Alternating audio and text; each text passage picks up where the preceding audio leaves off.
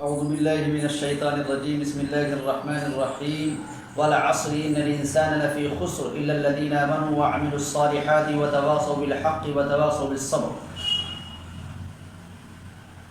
قسم ہے زمانے کی، یقیناً انسان خسارے میں ہے، نقصان میں ہے، سوائے لوگوں کے جو ایمان لے آئے اور عمل صالح کو انجام دیا اور آپس میں ایک دوسروں کو حق کی تلقین کی اور صبر کی تلقین کی۔ یہ آیت، یہ صورت شریفہ اپنے آپ میں بہت معنی خیز ہے اور جامع ہے۔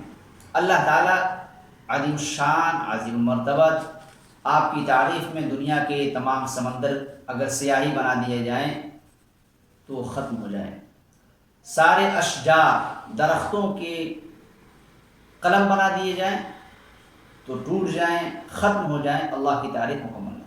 وہ اللہ زمانے کی قسم کھا کر بیان فرما رہے ہیں۔ اس سے یہ بات واضح ہوتی ہے کہ زمانہ ایک ایسی چیز ہے جو ہمیشہ ہمیش کے لیے گواہ بن سکتا ہے، اور زمانہ دنیا کے وجود سے لے کر دنیا کے خاتمے تک رہے گا۔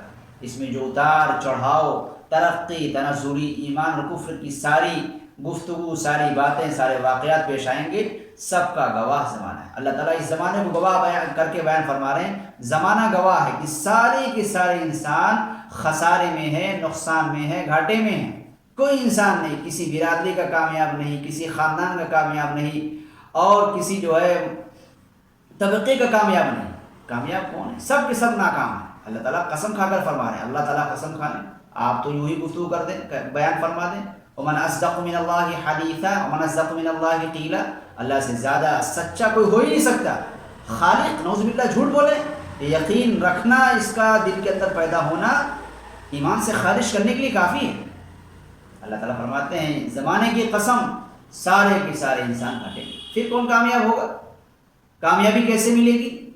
کامیابی کس کے قدم چومے گی؟ کامیابی سے ہمکنار کون ہوگا؟ 4 صفتوں کا تذکرہ فرمایا اللہ تعالیٰ۔ پہلی صفت، پہلی خصوصیت، پہلی خوبی، الا الذین آمنوا، ان انسانوں میں سے وہ لوگ جو ایمان لے آئے، یعنی ایمان شرط اول ہے حقیقی کامیابی کے لیے۔ ایمان کیا ہے؟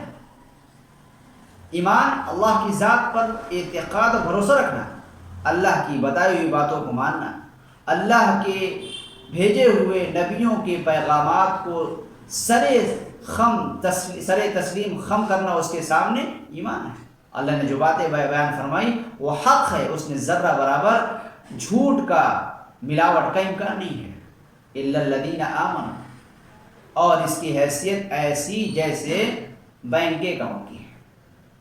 اگر بینک میں اکاؤنٹ نہ کھولا جائے اور انسان کے پاس بہت پیسے ہوں، بہت مال ہو، بہت دولت ہو، تو وہ اپنے پیسوں کو اس بینک میں جمع نہیں کر سکتا جب تک کہ اکاؤنٹ نہ کھلا لے۔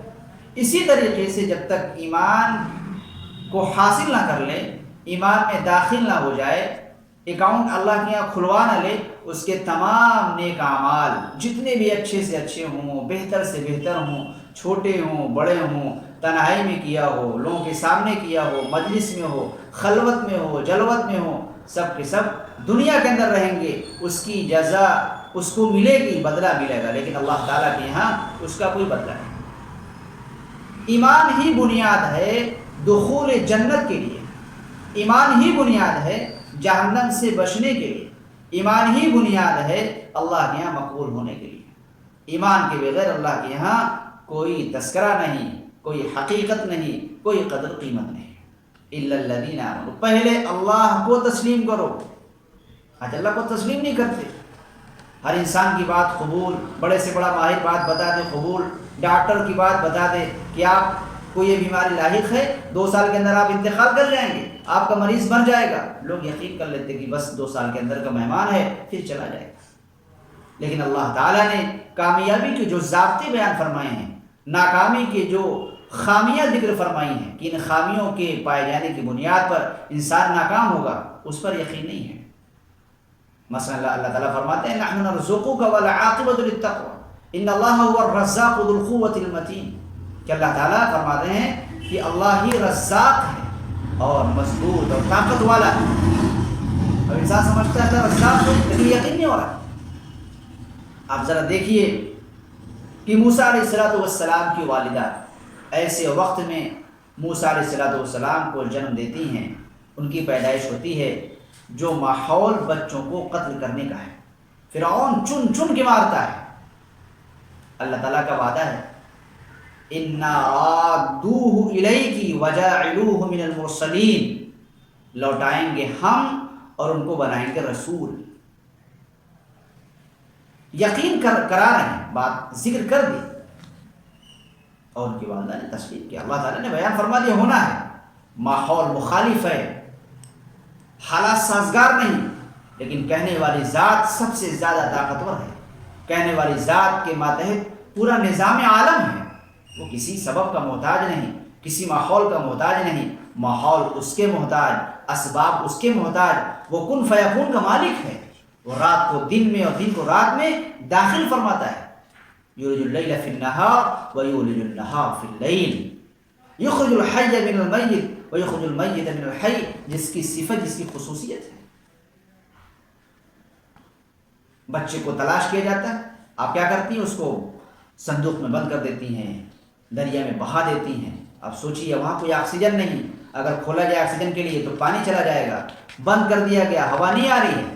اس صندوق کے اندر اس بچے کی حفاظت کرنے والی ذات تنہا اللہ کی ہے۔ ماں نے کس پر بھروسہ کیا؟ اللہ کی ذات پر، اللہ کی بات پر۔ بچہ صحیح سلامت دربار شاہی پہنچتا ہے۔ جو بادشاہ کل سب کو قتل کرتا تھا، جس بادشاہ کے یہاں کسی بچے کا نام لینا بھی جرم عظیم تھا، آج وہی بچہ، آج وہ ایک بچہ اس بادشاہ کی گود میں پلنے کو تیار ہے۔ اللہ تعالیٰ دشمن سے اپنے نبی کی ایک بچے کی پرورش اور تربیت کرا رہے ہیں، پالنے کا انتظام کر رہے ہیں، سارا کام ہوتا ہے۔ اور دایا کے لیے پریشانی ہے، دایا آتی ہیں، دودھ پلانے والی آتی ہیں، دودھ پلا رہی ہیں۔ قرآن کہتا ہے وَحَرَّمْنَا عَلَيْهِ الْمَرَاضِعَ مِنْ قَبْلُ فَقَالَتْ هَلْ أَدُلُّكُمْ عَلَى أَهْلِ بَيْتٍ يَكْفُلُونَهُ لَكُمْ وَهُمْ لَهُ نَاصِحُونَ۔ اللہ تعالیٰ کو انتظام کرنا ہے، اس بچے کی خوراک کا بھی، اس بچے کی ماں کی خوف کا بھی، اس بچے کی ماں کے اندر سے ڈر کو نکالنے کا بھی، اس بچے کی ماں کے اندر سکون، اطمینان، راحت کو داخل کرنے کا بھی انتظام کرنا ہے۔ اللہ تعالیٰ کیا کرتے ہیں؟ اس بچے کی ماں کو بلانے کا انتظام کرتے ہیں۔ بچہ ساری ماؤں کی، ساری خواتین کے دودھ کا انکار کرتا ہے، آخر میں والدہ محترمہ آتی ہیں، سینے سے لگاتی ہیں، دودھ کو پینا شروع کر دیتا بچہ۔ چاہتا تو فرعون کہتا کہ میرے پاس آئیے، دودھ پلائیے، نہیں کہتا، نہیں آپ لے کے اپنے گھر جائیے۔ بچہ انہیں کا، ماں اسی بچے کی گھر پہ کھلا رہی ہیں، پلا رہی ہیں، اور خوراک دشمن کے گھر سے، بادشاہ کے گھر سے آ رہی ہے۔ رزق کا سلسلہ، کھانے پینے کا نظم و نسق اللہ تعالیٰ دشمن کے یہاں سے کرتا۔ اللہ تعالیٰ کیا فرمایا؟ ان اللہ هو الرزاق ذو القوة المتین، نحن نرزقکم ایاہم، رازق اللہ ہے، خالق اللہ ہے۔ اس بات کا یقین، یہ تو ایک مثال تھی کہ رازق اللہ ہے، اسی طریقے سے اللہ تعالیٰ ساری دنیا کا مالک ہے، خالق ہے، رب ہے۔ الحمدللہ رب العالمین فرمایا ہے، سارے عالم کا، نہ جانے کتنے عالم ہیں، سب کا اللہ پالن ہار ہے۔